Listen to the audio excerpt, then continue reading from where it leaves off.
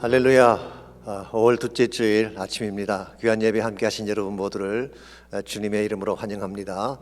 이 시간 우리 마음을 정돈하시고 다 같이 기도하심으로 2021년 5월 9일 주일 예배를 하나님 앞에 드리시겠습니다.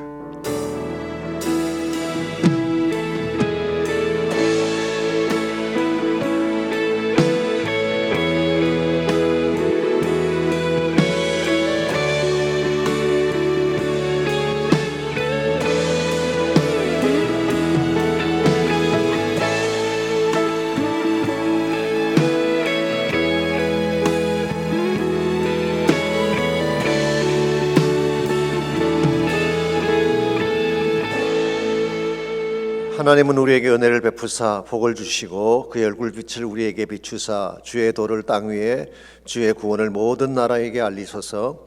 하나님이여 민족들이 주를 찬송하게 하시며 모든 민족들이 주를 찬송하게 하소서. 하나님이 우리에게 복을 주시리니 땅의 모든 끝이 하나님을 경외하리로다. 아멘. 살아계신 하나님 감사합니다. 오늘도 저희들을 복 주시기 위해 거룩한 주일 아침 주의 전전으로 불러주시고 하나님을 전심을 다해 예배하게 하시니 감사합니다.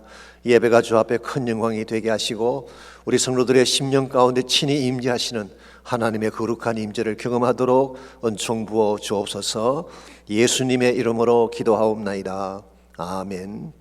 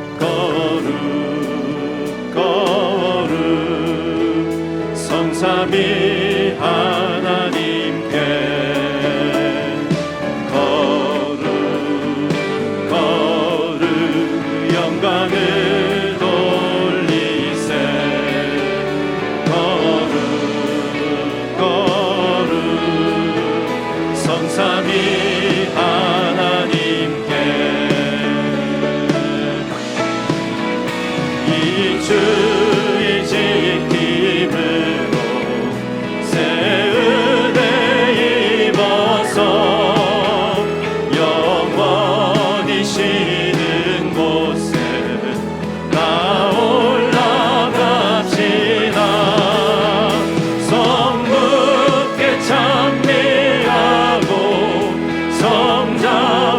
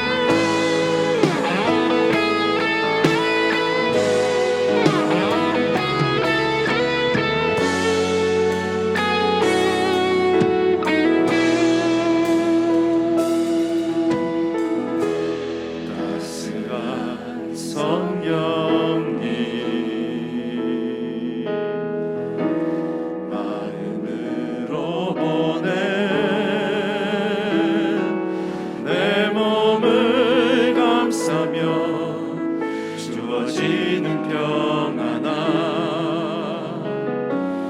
만족함을 느끼네. 따스한 성령님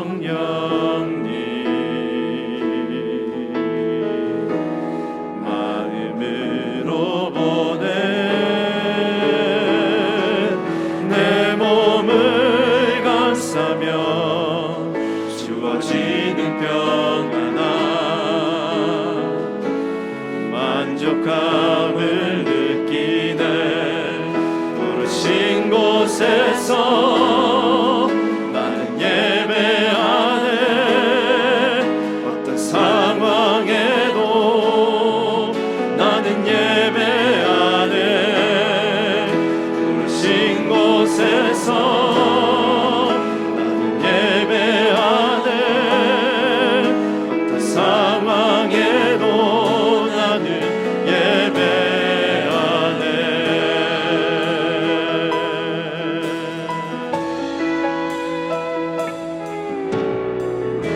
사랑과 진리에 한 줄기 빛 보내 내 몸을 감싸며 주어지는 평안함, 그 사랑을 느끼네. 부르신 곳에서 나는 예배하네. 어떤 상황에도 나는 예배하네. 부르신 곳에서 나는 예배하네. 어떤 상황에도 나는 예배하. 부르신 곳에서 나는 예배하네. 어떤 상황에도 나는 예배하네. 부르신 곳에서 나는 예배하네. 어떤 상황에도 나는 예배하네. 내가 걸어갈 때 길이 되고 살아갈 때 삶이 되는 그곳에서 예배하네. 내가 걸어갈 때 길이 되고 살아갈 때 삶이 되는 그곳에서 예배하네.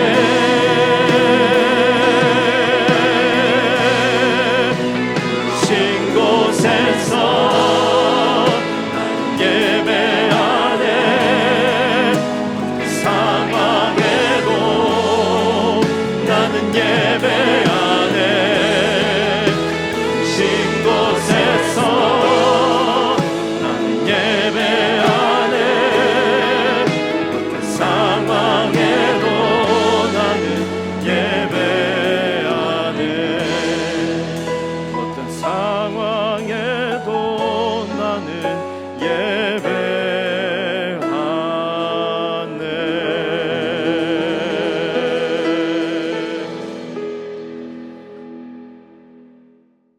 하나님, 감사와 찬양을 올려드립니다. 하나님께서 저희를 사랑하사 온라인 예배로, 현장 예배로 불러주셔서 예측할 수 없는 이 험한 세상 말씀 붙잡고 살 수 있는 은혜 주심에 감사를 드립니다. 비록 우리가 이 어려운 시기를 통과할지라도 보이는 대로 사는 것이 아닌 믿음으로 사는 것을 삶 속에서 나타내는 우리 모두가 되게 하여 주시옵소서. 거룩한 하나님 임재 앞에 지난 한 주간을 돌아봅니다. 너무 쉽게 일상 속에서 죄와 타협하며 죄의 유혹에 넘어져 내 욕심대로 행했던 모습과 이웃을 미워하고 사랑하며 용서하지 못했던 모습이 있었음을 자백합니다. 하나님, 죄에 대한 저희의 연약함을 용서하여 주시옵소서. 죄와 사망의 사슬을 끊으신 예수님의 보혈로 우리의 모든 죄를 깨끗이 씻어주사 정결케 하여 주시어 이제는 죄와 싸우며 하나님을 사랑함과 동시에 내 이웃도 내 몸과 같이 사랑하는 우리 모두가 되게 하여 주시옵소서. 지난 12주 동안 제자 훈련을 통해 말씀 붙잡고 살게 하심에 감사를 드립니다. 말씀을 통해 내 내면이 변하고 내 삶의 목적과 방향이 바뀌었으며 말씀을 통해 하나님의 뜻을 분별하게 되었사오니 이제 우리를 부르시는 곳에서 순종함으로 복음을 전하는 일과 또한 교회의 섬김의 자리에 나아가 참된 제자의 삶을 실천하는 우리 모두가 되도록 인도하여 주시옵소서. 하나님, 2021 비전 월십을 위해 기도합니다. 저희들이 먼저 믿음의 유산을 물려주기 위해 다음 세대를 향한 기도와 관심이 있기를 소원합니다. 교회를 떠나서 세상을 향해 달려가는 수많은 청년들이 비전 월십을 통하여 복음의 말씀으로 변화되게 하시며 성령의 기름 부으심으로 불같이 일어나 더욱 뜨겁게 주님을 사랑하여 이전보다 더 큰 하나님의 역사를 이루어가는 다음 세대가 되도록 복을 내려 주시옵소서. 하나님, 교회의 존재 이유는 그리스도의 복음을 온 땅에 전해야 하는 선교적 사명에 있는 줄 믿습니다. 올해는 하나님께서 단기 선교의 문을 열어주셨는데 우리가 먼저 6월 6일 선교 축제를 통해 온 교회가 복음 안에서 다시 하나가 되게 하여 주시고 뜨거운 복음에 대한 열정이 살아나게 하여 주시옵소서. 떠나는 단기 선교 팀들마다 성령님의 역사하심으로 나를 부르시는 그곳 그 땅 가운데 밟는 곳곳마다 복음을 통한 생명의 역사가 일어나게 하여 주시옵소서. 하나님 말씀을 증거하실 박성은 담임 목사님을 위해 기도합니다. 오늘도 성령님께서 강건하게 붙잡아 주시며 성령님의 인도하심에 따라 능력 있게 말씀이 선포되게 하여 주셔 듣는 우리에게 말씀의 진리를 깨닫는 축복의 시간으로 인도하여 주시옵소서. 하나님, 기도를 들으시는 분은 하나님이시며 기도에 응답하시는 분도 하나님이심을 믿습니다. 믿음으로 올려드리는 우리의 기도를 받아주시오며 이 모든 기도 우리 안에 내주하시는 예수님의 이름으로 기도드립니다.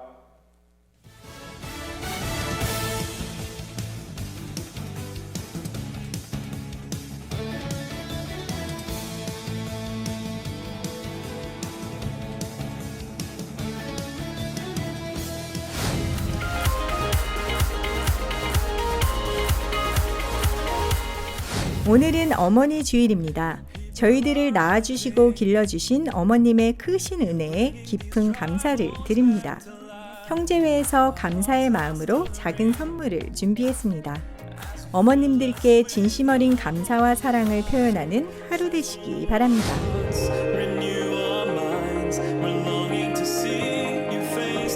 2021년 여름 단기 선교의 문을 열어주신 하나님께 감사드립니다. 선교 일정을 참조하셔서 많은 성도님들의 참여를 부탁드립니다. 직접 동참하지 못하시는 성도님들은 중보기도 및 물질 후원 등 다양한 방법으로 참여하실 수 있습니다.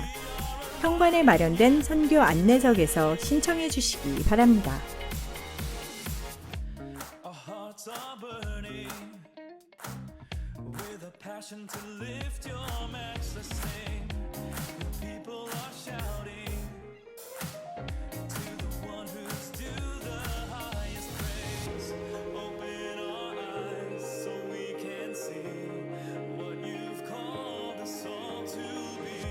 So take our hands and lead us on to victory.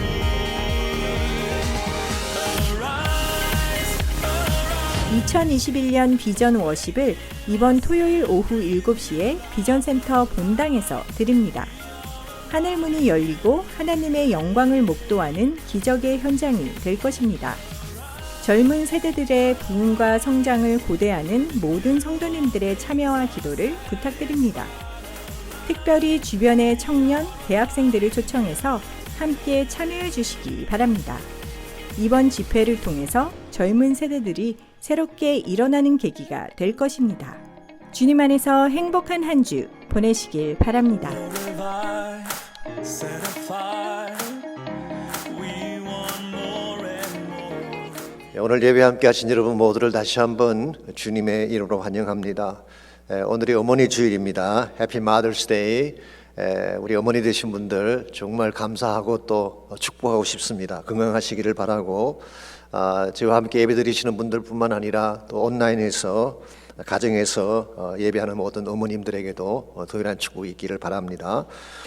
광고에서 보신 것처럼 6월 6일 선교 축제가 있습니다. 이것은 선교를 시작하는 축제이기도 하지만 전 성도가 함께 모이는 또 좋은 모임의 기회이기도 합니다. 각 교구별로 전심을 다해 함께 해주시고 또 그날을 위해 기도해 주시기를 바랍니다. 이름 단계 선교팀이 확정이 됐습니다. 각 팀별로 이제 기도도 해주시고 또 미리 신청을 해주셔서 우리 준비를 할 수 있도록 도와주시면 더 좋겠습니다. 이번 주 토요일이죠.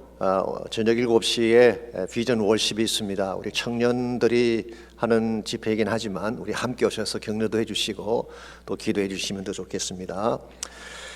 나머지 광고들 여러분께서 잘 보셔서 도와주시기를 바랍니다. 우리 헌금을 위해서 함께 기도하겠습니다.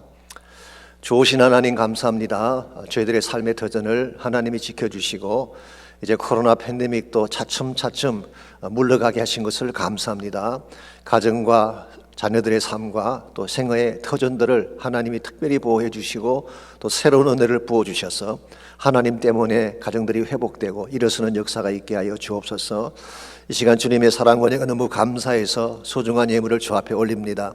말씀에 순종해드리는 11조 헌물을 축복해 주시고 감사의 제목들 선교와 또 구제와 섬김을 위해 드려진 모든 헌물을 축복하셔서 주의 영광에 쓰임받는 아름다운 예물 되게 하여 주옵소서.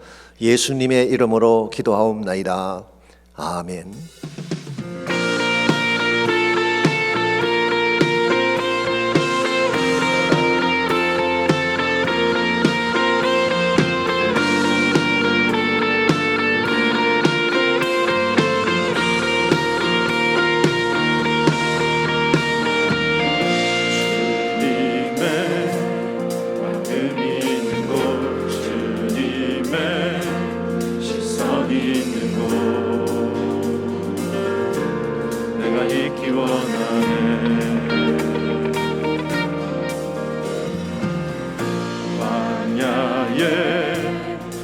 꽃을 피우시고 사막에 물을 내시는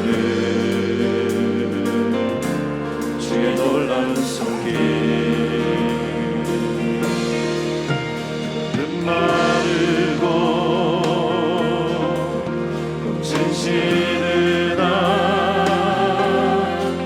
주의 말씀을 영원하네 마르고 진실은 주의 말씀을 영원하네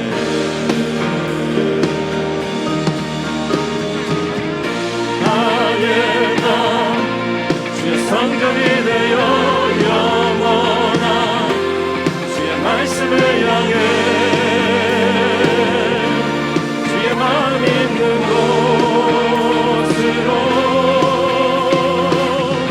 나의 삶 주의 말씀을 따라 이루실 주의 나라를 향해 주의 신성 있는 곳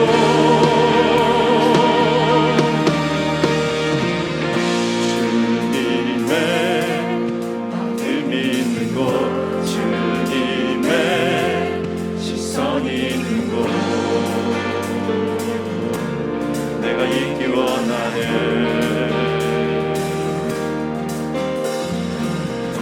광야에 꽃을 피우시고 사막에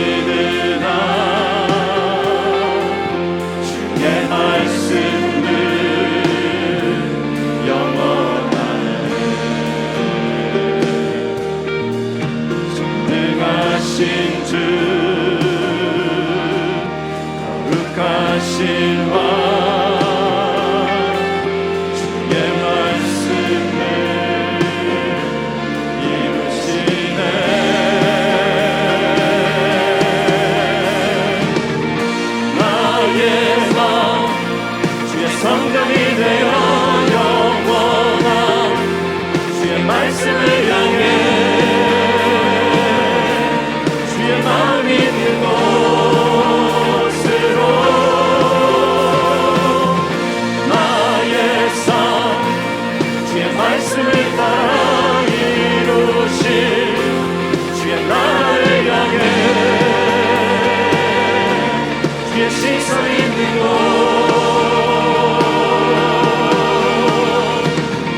주님의 마음 있는 곳 주님의 시선 있는 곳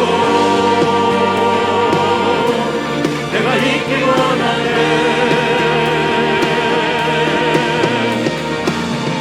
주님의 마음 있는 곳 주님의 시선 있는 곳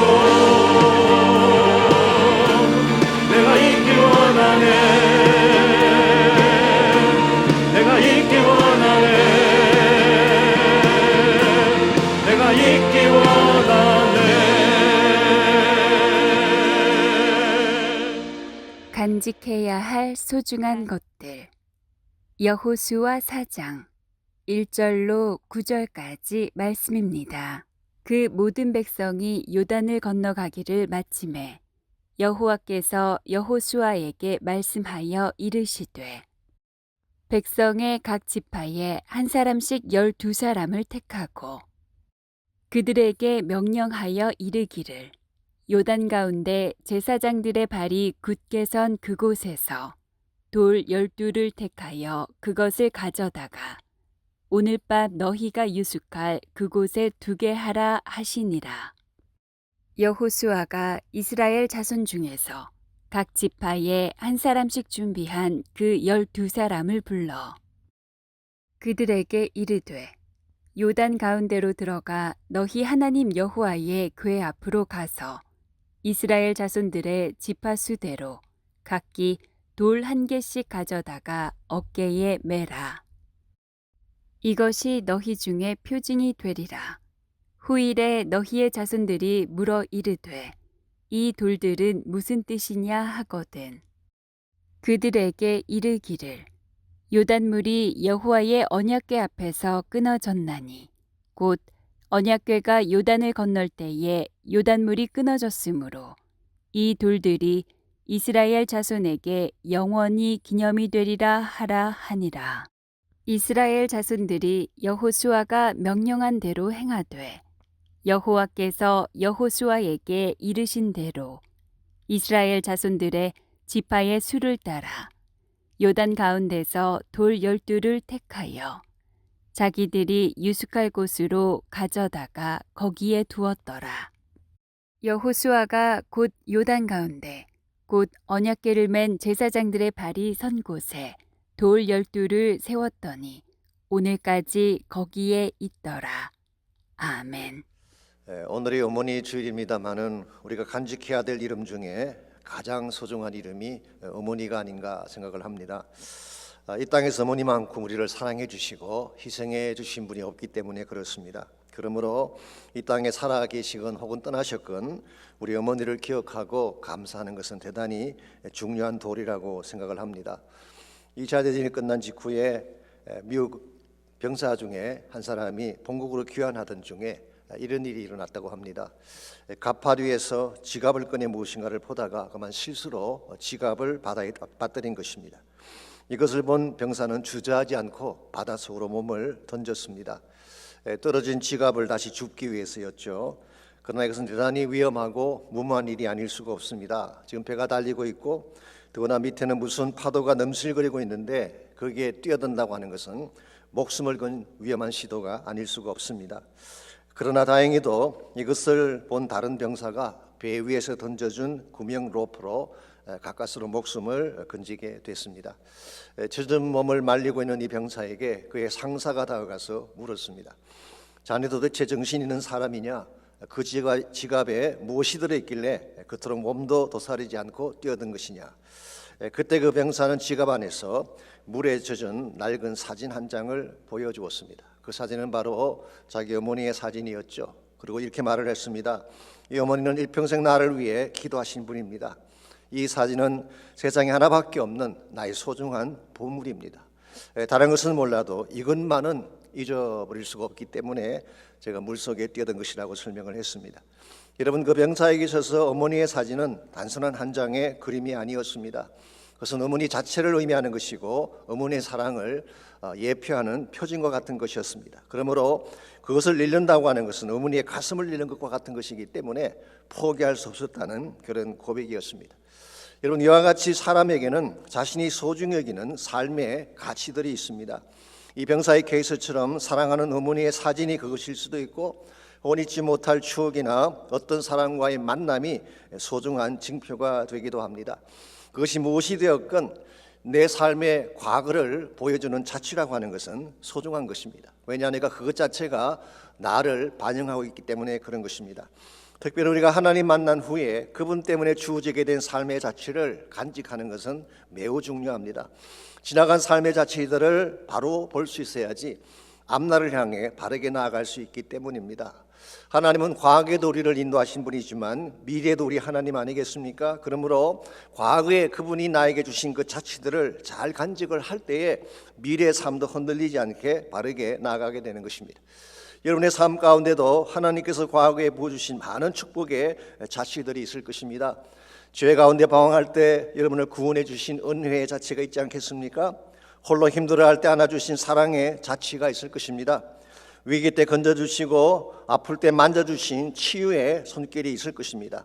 이 모든 것이 하나님께서 나와 함께 하시며 나를 축복하신 자취라고 할 수가 있는데 이것을 잊어버리지 않고 잘 간직을 할 때에 우리 삶의 미래가 바르게 진행이 되는 것입니다. 이런 의미에서 하나님이 우리에게 주셨던 아름다운 자취들을 어떻게 하면 잘 간직할 수가 있을지, 그래서 하나님이 기뻐하시는 바른 뜻을 향해 살아가려면 과연 무엇이 필요할지 오늘 주신 본문을 중심으로 함께 정리해 보려고 합니다.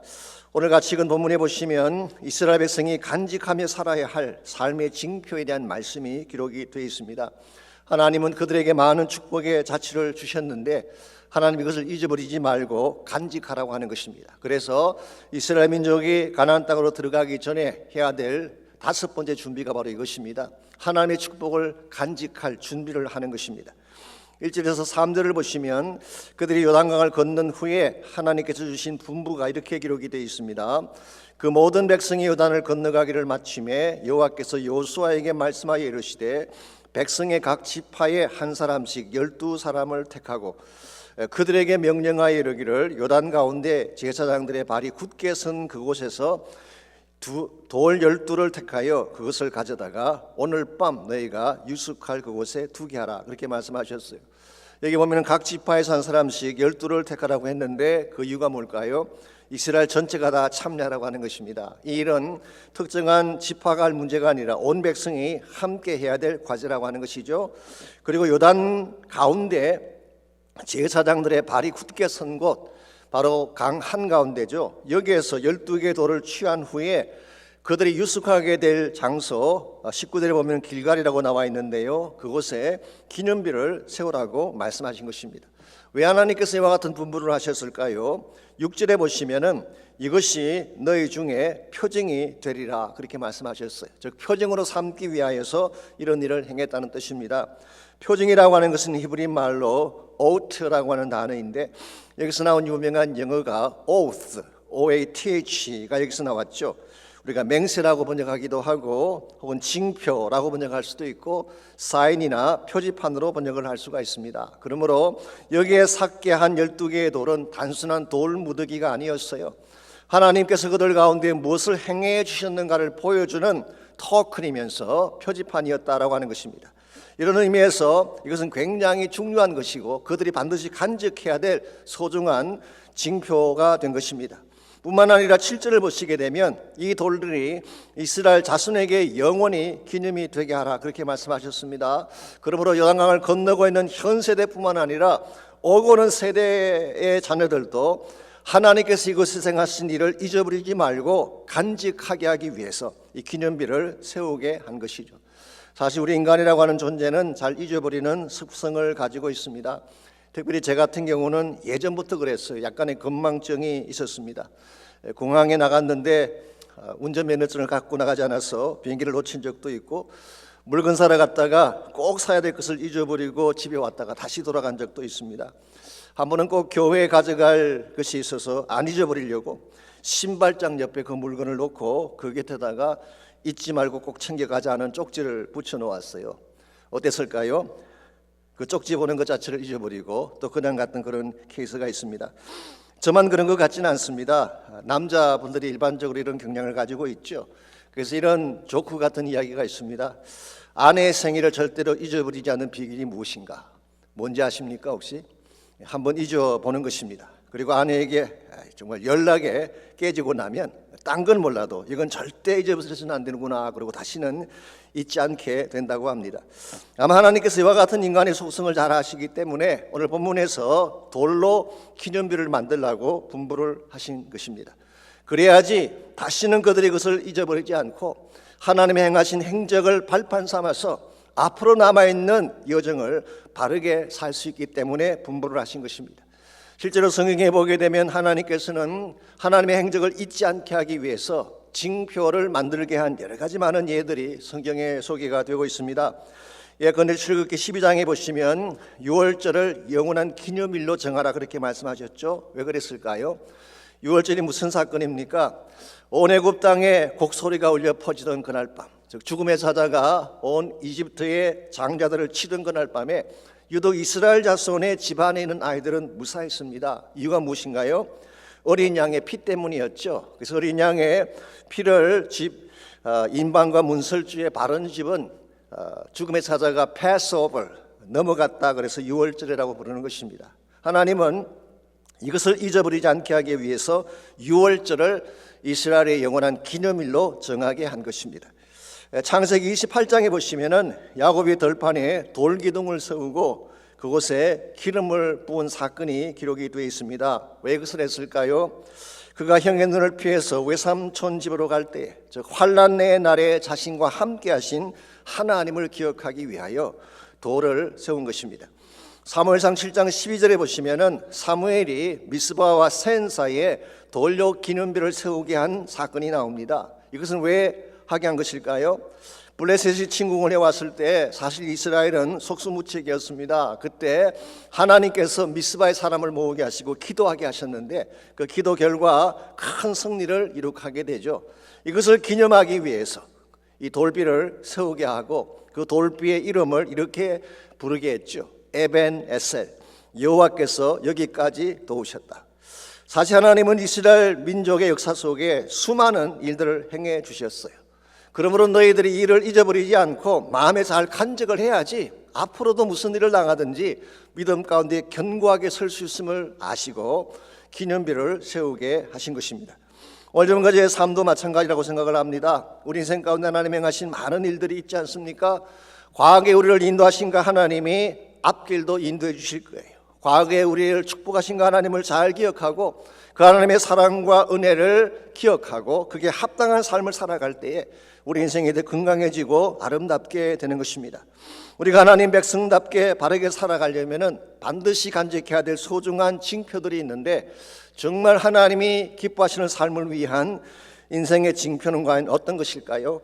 오늘 본문에 보시면 이스라엘이 돌 기념비를 세움으로 그들 여정 속에 간직하기를 원했던 세 가지 중요한 징표가 오늘 본문에 소개가 되어 있습니다.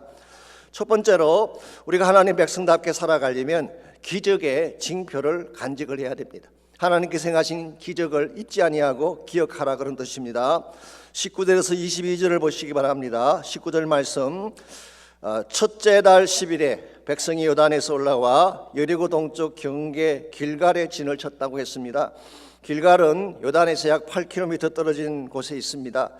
이스라엘이 요단을 건넌 후에 첫날 밤을 보낸 곳이 바로 길갈이었죠.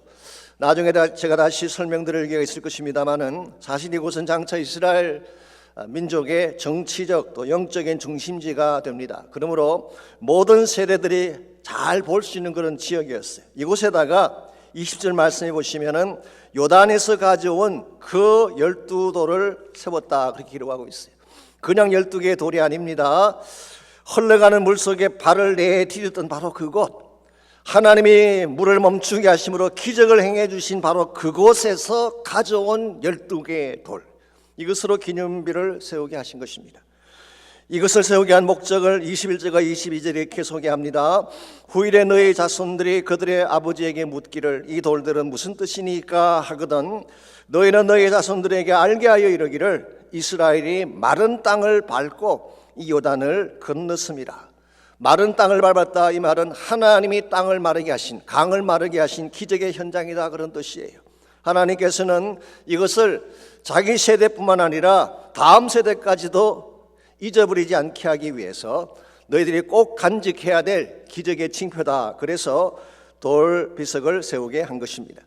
사실 이스라엘 민족은 그동안 하나님의 기적을 수없이 많이 경험해 왔습니다. 그러나 그것을 보고도 금방 잊어버리고 또 하나님을 원망하곤 했습니다. 출애굽기에 보시게 되면 홍해가 갈라지는 놀라운 기적을 보지 않았습니까? 그때 그들이 솟구치며 춤추며 찬양을 했어요. 그랬는데 수르 광야로 들어가서 사흘 만에 다시 물이 없다고 원망을 했습니다. 그때 하나님께서 마라의 선물을 단물되게 하시는 기적을 베풀어 주셨죠.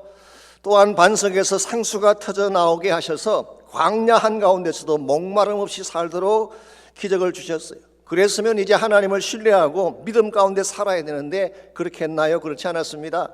이제는 고기가 없다고 원망을 했어요.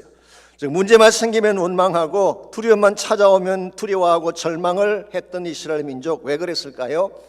과거에 하나님이 행하신 기적을 간직하지 않고 버렸기 때문에 그런 것입니다. 그래서 하나님께서 다시는 그와 같이 잊어버리지 않게 하기 위해서 돌비로 징표를 만들게 하고 이것을 볼 때마다 기적의 발자취를 기억나게 하신 것입니다. 어려운 것의 삶 속에는 이와 같은 망각의 문제가 없을까요? 저는 분명히 있다고 생각을 합니다. 하나님이 많은 은혜를 베풀어 주셨는데 잊어버려요. 많은 능력과 문제 해결을 허락해 주셨는데 잊어버립니다. 그리고 나서 문제만 생기면 당황해하고 어려운 문제만 생기면 하나님을 원망할 때가 참 많았어요. 여러분과 제가 진실로 하나님의 백성답게 바로 살려면 기적의 발자취를 가슴에 안고 사는 것입니다. 이걸 분명히 확인한 사람은 시련이 와도 절망하지 않습니다. 왜냐하면 과거의 나를 도우신 이 기적의 하나님이 미래에도 동일한 기적을 행하실 줄 믿기 때문에 그런 것입니다. 과거의 나를 건지신 그 하나님이 미래의 나를 못 건지시겠어요? 과거의 기적을 통하여 나 인생을 해결하신 그 하나님이 미래의 사건 앞에 기적을 못 행하시겠습니까? 여러분과 제가 이 기적의 징표를 잊어버리지 않고 마음에 새기게 될 때에 무슨 일을 당하든 그것을 넘어서게 되는 것입니다. 요즘 우리가 팬데믹 때문에 많은 어려움을 겪고 있었습니다마는 아신 대로 팬데믹은 처음이 아니죠. 그전에도 여러 차례 있었습니다. 그중에 한 가지가 19세기에 유럽을 뒤엎었던 콜레라, 이것도 팬데믹이었습니다. 콜레라라고 하는 것은 원래 인도의 겐지스 강에서 시작된 전염병인데 영국이 인도를 지배하면서 그것을 유럽으로 가져왔어요. 그 결과 유럽 안에 있는 수백만 명이 생명을 잃는 참사가 벌어졌습니다. 그중에 가장 피해가 컸던 곳이 영국의 브리스톨이라는 지역인데요. 그 힘든 시기에 바로 그 가장 어려운 그 장소에 고아원을 세워서 일평생 고아들을 돌보았던 위대한 인물이 한 분 계세요. 그분이 조지 뮬러라고 하는 분이었습니다. 이름 자체를 보면 알듯이 원래 독일 사람입니다. 그런데 영국에 와서 사역을 하면서 일평생을 보냈죠. 이분은 돈 한 푼 없는 사람이었습니다. 왜 돈이 없었는지 아십니까? 어떤 일이 있더라도 사람에게 손을 벌려서 돈을 달라고 한 적이 없기 때문에, 정말 하나님의 일을 하려고 한다면 하나님께 구하면 되지 사람에게 구할 필요가 없다. 이게 소위 말하는 faith mission이죠. 하나님을 신뢰하는 믿음으로 이것을 행한 것입니다. 이와 같이 자신의 뱅크 잔고에 돈 한 푼 없음에도 불구하고 일평생 5개 고아원을 세우고 10만 명이 넘는 고아들을 먹여 살렸습니다. 어떻게 그것이 가능했을까요? 믿음으로 기도하면 그때마다 하나님의 기적을 행해 주셨기 때문에. 우리가 그분이 5만 번 기도 응답받았다 그렇게 이야기하는데요, 그 말이 무슨 뜻인지 아십니까? 5만 번 기적을 경험했다는 뜻이에요. 5만 번이나 기적을 경험하고 나니까 무슨 일을 당하든 걱정하는 법이 없습니다. 기도하면 되니까. 오죽했으면 사람들이 조지 뮬러의 얼굴에는 10편 23편이 서여져 있다 그런 말을 했겠어요. 여호와는 나의 목자시니 내게 부족함이 없다. 그 삶을 실제로 살아내신 것입니다.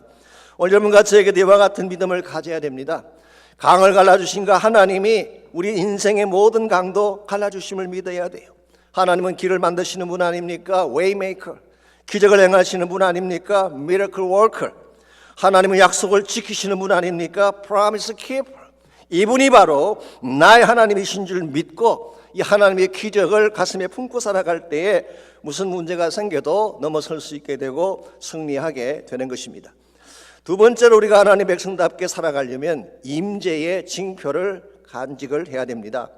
내가 가장 힘들 때 하나님이 내 곁에 오셔서 나와 함께 해주신다, 이 사실을 확신하는 것을 말합니다. 9절을 보시면 여호수아가 또 하나의 돌기둥을 만든 사실을 소개하고 있습니다. 9절, 여호수아가 또 요단 가운데 곧 언약궤를 맨 제사장들의 발이 선 곳에 돌 12를 세웠더니 오늘까지 거기에 있더라 그랬어요. 자, 오늘 본문에서 주목해야 될 단어가 뭘까요? 또라는 단어. 그러므로 여기 세운 돌 기둥은 한 개가 아니라 두 개였어요. 그래서 New Living Translation은 이렇게 번역을 해놓았습니다. Another pile of travel stones. 12개의 또 다른 돌 기둥이라고 그렇게 표현을 했습니다. 하나님께서 길갈에 12개를 가지고 돌 기둥을 세우게 하셨죠. 근데 이번에 세우게 하신 곳은 어느 곳일까요? 본문을 자세히 보시면은 제사장들의 발이 선 그곳에 12를 세웠다, 그렇게 이야기했어요. 즉 강 한가운데 세우라고 하는 것입니다.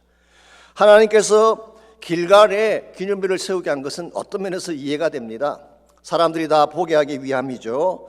또 실제로 이스라엘 백성과 모든 자손들이 그것을 볼 수가 있었을 것입니다. 그런데 강 한가운데 세우겠다는 것은 조금 납득이 안 가죠. 왜 그런가요? 지금은 그 돌비를 세웠지만 이제 이스라엘 백성이 강을 건너고 나면 다시 물이 원위치로 돌아갈 것입니다. 실제로 18절 말씀 보게 되면 제사장들이 발바닥으로 육지를 밟는 동시에 요단물이 본 곳으로도록 흘러가 전과 같이 언덕에 넘쳤다고 하지 않았습니까? 그렇게 되면은 그들이 쌓아두었던 12개의 돌비가 보이지 않는 것입니다. 그런데 왜 하나님은 그 강 안에 돌비를 세우게 하신 것일까요? 그래서 많은 성경 주석가들은 이렇게 설명하기도 합니다. 실제로는 두 개의 돌기둥이 아니라 한 개를 세운 것이다, 그렇게 설명하는 주석가들이 제법 많이 계세요. 그러나 존 켈빈 같은 분이나 매튜 헨리 같은 주석가는 그렇게 해석을 안 했습니다. 이렇게 해석을 했어요. 눈으로 볼 수는 없지만 이 기념비를 백성들 가슴에 새긴다는 의미로 강물 안에 세우게 한 것이다, 그렇게 설명을 했어요. 쉽게 표현하면 눈에 보이는 기념비도 중요하지만 백성들의 가슴 속에 사워진 기념비가 더 중요하다, 그런 뜻으로 강 안에 기념비를 세웠다고 설명을 했습니다. 뿐만 아니라 또 한 가지 의미가 있는데요, 그들이 강을 통과할 때 그곳에 함께 하신 하나님을 상징하기 위하여서 강 안에 기념비를 세우게 한 것입니다. 아시는 대로 온 이스라엘 백성이 강을 건너는 동안에 언약궤를 맨 제사장들이 그 강 한가운데 서 있었잖아요. 그게 무슨 의미일까요?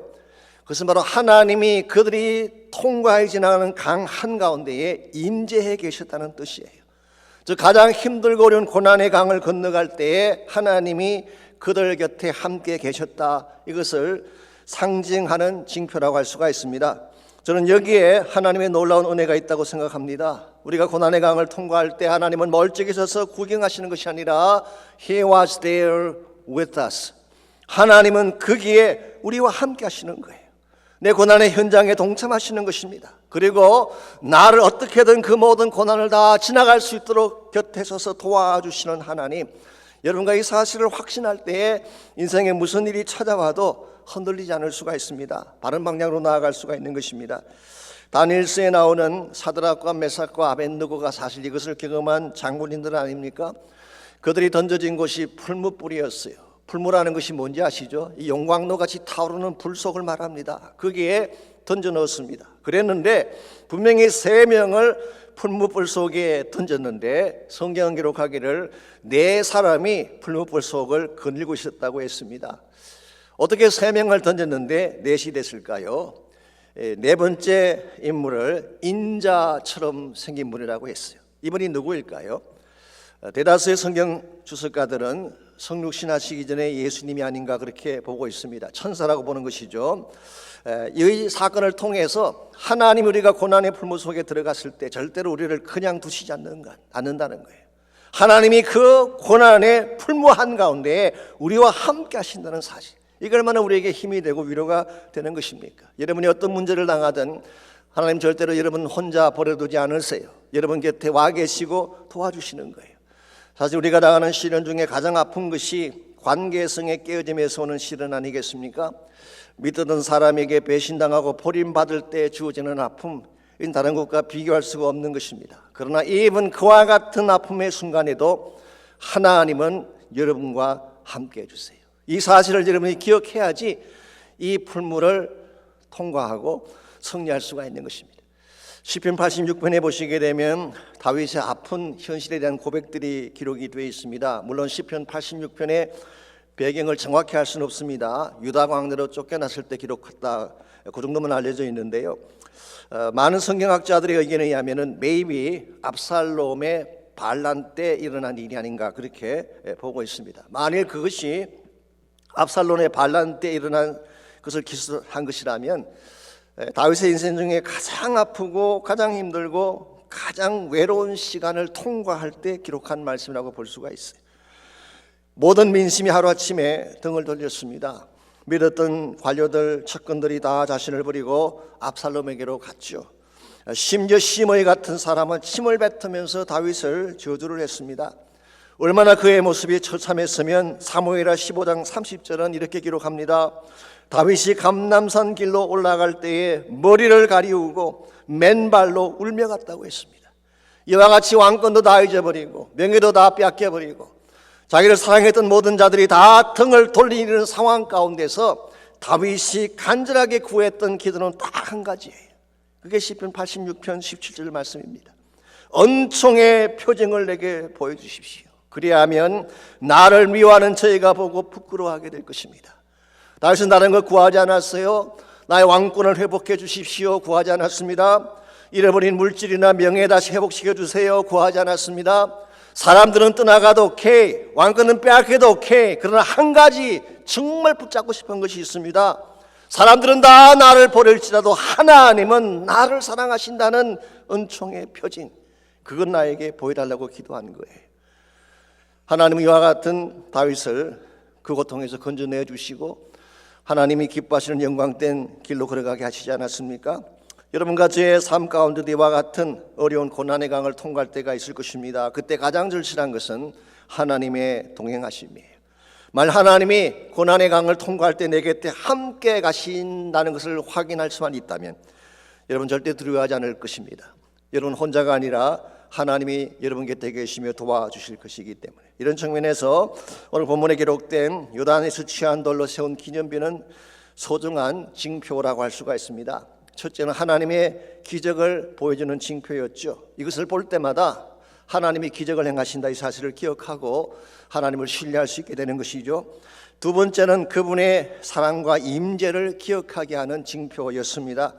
홀로 두지 아니하시고 어떤 상황에도 나와 동행하셔서 나를 건져내시는 하나님, 참 아름다운 소중한 징표가 아닐 수가 없습니다. 그러나 이 두 가지로 끝나서는 안 돼요. 여러분과 제가 진실로 하나님 백성답게 바르게 살아가려면 우리가 간직해야 될 또 하나의 징표가 있는데 그것이 바로 사명의 징표라고 부르는 것입니다. 즉 우리 삶의 목적과 사명이 무엇인지를 잊어버리지 말라는 것입니다. 사명의 징표, 이것을 간직해야지 우리 하나님 백성답게 바른 열매를 향해 나아갈 수가 있습니다. 23절과 24절을 보시기 바랍니다.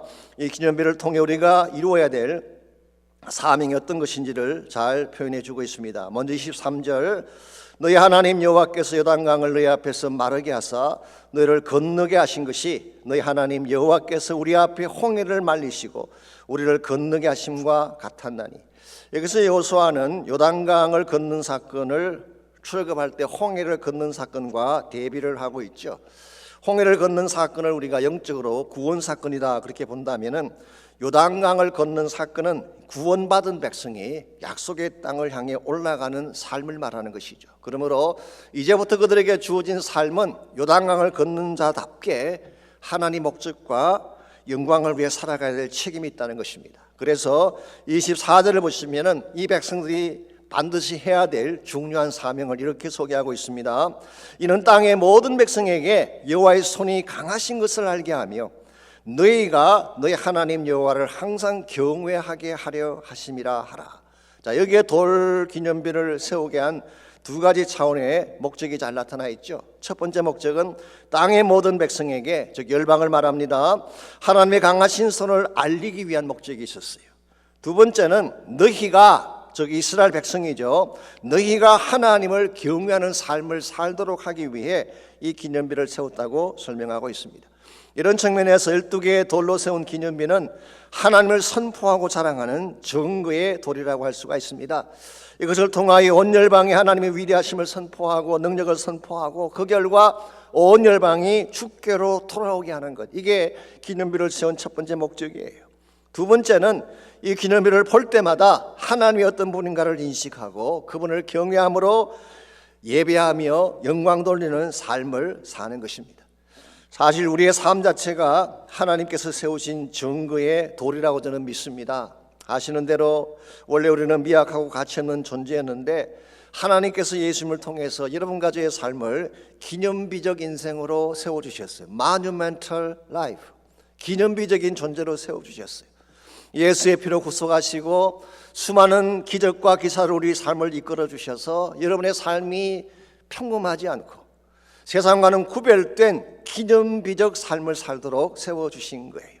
자, 이와 같은 것이 우리의 인생이라고 한다면 이제부터 우리가 해야 될 사명이 뭐라는 것입니까? 우리의 삶을 통해 하나님을 온 세상에 알리는 것입니다. 내 안에 계신 그 하나님의 능력, 내 안에 주신 하나님의 기적을 통하여서 수많은 세상 사람들에게 하나님을 보여줘야 하는 것입니다.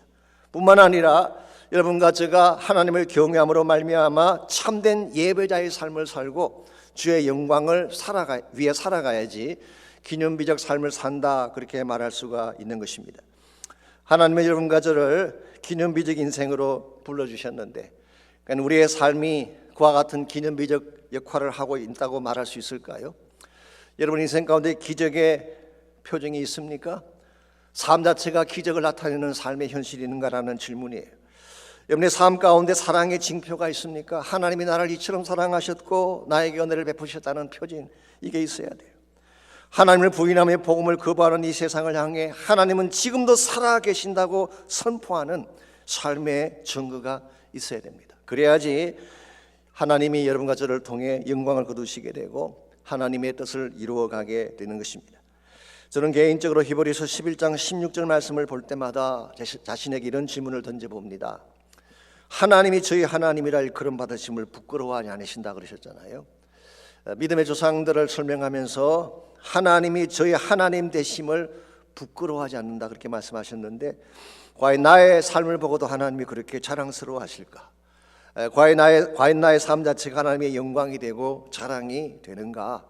솔직히 말씀을 드리면 자신이 없습니다. 기념비적 삶을 살지 못할 때가 너무나 많기 때문에, 때로 너무 평범하고 너무 나약하기도 하고 세상 사람들과 똑같이 두려워하고 절망할 때가 많기 때문에 제가 나를 볼 때 기념비적 삶이라고 부르기가 참 부끄러워요.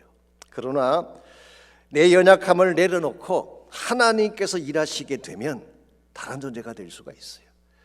여러분 자신이 여러분 인생의 주인이 되어서 여러분의 삶을 핸들하려고 하니까 연약한 존재가 되는 것이지만 하나님이 여러분 삶 속에 들어오셔서 일하시게 된다면 저는 지금도 기적은 가능하고 하나님의 위대한 역사는 가능하다고 저는 믿습니다. 여러분이 하나님을 주인 되게 하시고 하나님으로 하여금 일하게 하실 때 여러분의 인생은 온 세상 사람들에게 영광을 선포하는 인생이 되는 것입니다. 이번 주간 생명의 삶을 읽어보시면은 UCLA 다니시는 한 자매님에 대한 간증이 나오지 않습니까?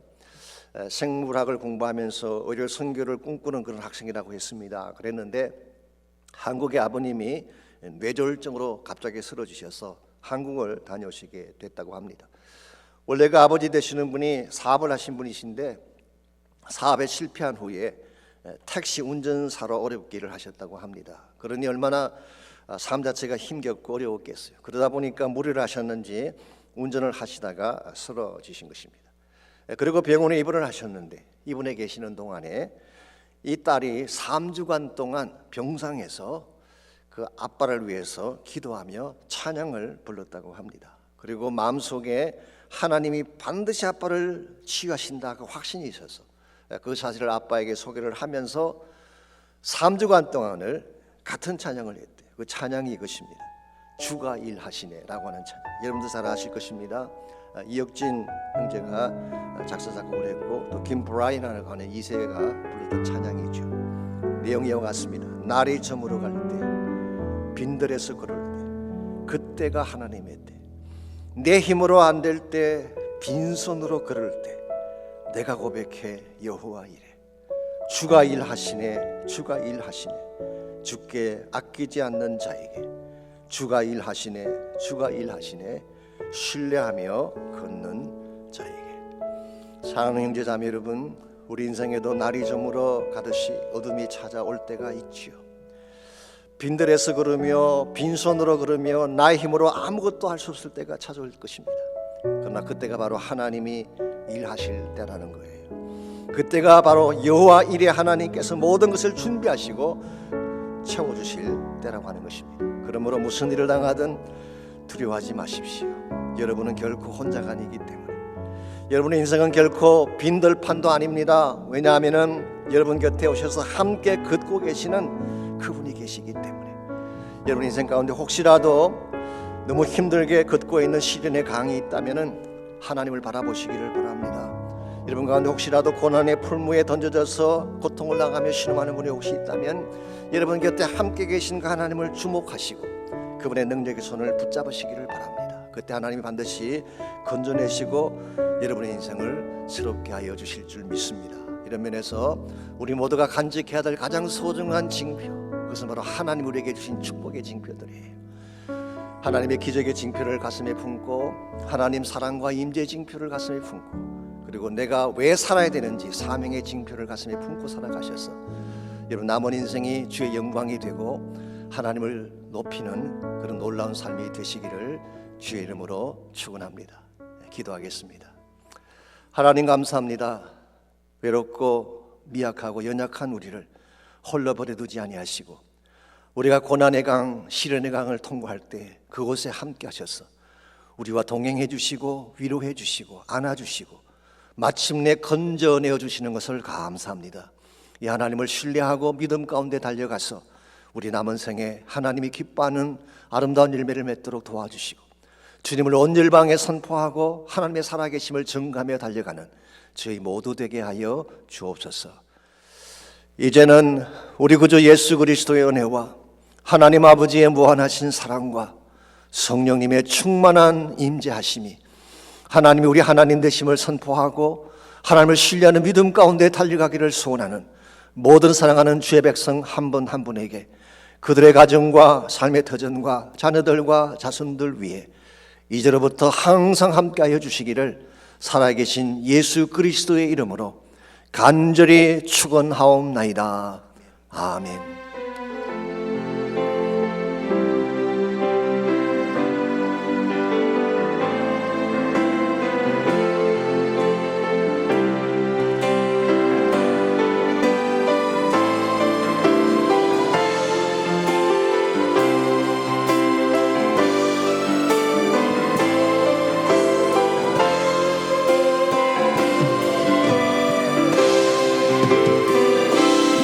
할렐루야